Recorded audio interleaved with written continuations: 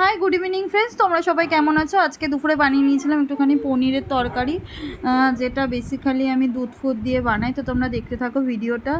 আমি প্রথমে কড়াইটা গরম করে নিলাম, তারপরে ওর মধ্যে সাদা তেল দিয়ে দিয়েছি। পনিরটা আমি আগেই ভেজে রেখেছিলাম, ভাবছিলাম ভিডিও করবো না, তারপরে ভাবলাম না একটু ভিডিওটা করি, তাই ভিডিওটা করলাম। তারপরে তেলটা গরম হতে আমি ওখানে দিয়ে দিলাম গরম মশলা।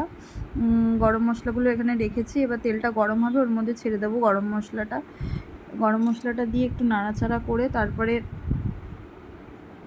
তারপরে ওর মধ্যে আমি যেটা বেটে রেখেছিলাম পোস্ত, কাজু বাদাম, আদা, ওগুলো একবারে দিয়ে দিলাম। দিয়ে একটু নাড়িয়ে চাড়িয়ে, মানে একটু জলও দিয়েছিলাম, একটু নাড়িয়ে চাড়িয়ে তারপরে হলুদ, লঙ্কার গুঁড়ো, জিরার গুঁড়ো সমস্ত কিছু একবারে দিয়ে দিলাম, নুন, চিনি দিয়ে একটু নাড়িয়ে চাড়িয়ে তারপরে একটুখানি কষিয়ে তারপরে একটু জল ঢেলে দিলাম।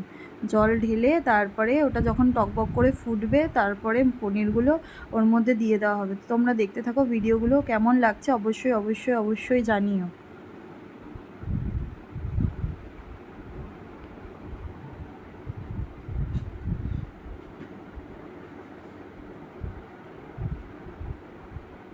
ফাইনালি কালকে আমার একটা ইনসিডেন্ট ঘটেছিল, সেটা আমি তোমাদের সাথে শেয়ার করিনি। কালকে আমার সাথে একটা বাজে ইনসিডেন্টই ঘটেছিল রাস্তার মধ্যে। যাই হোক, সেটা যাতে কারোর জীবনেও না ঘটে।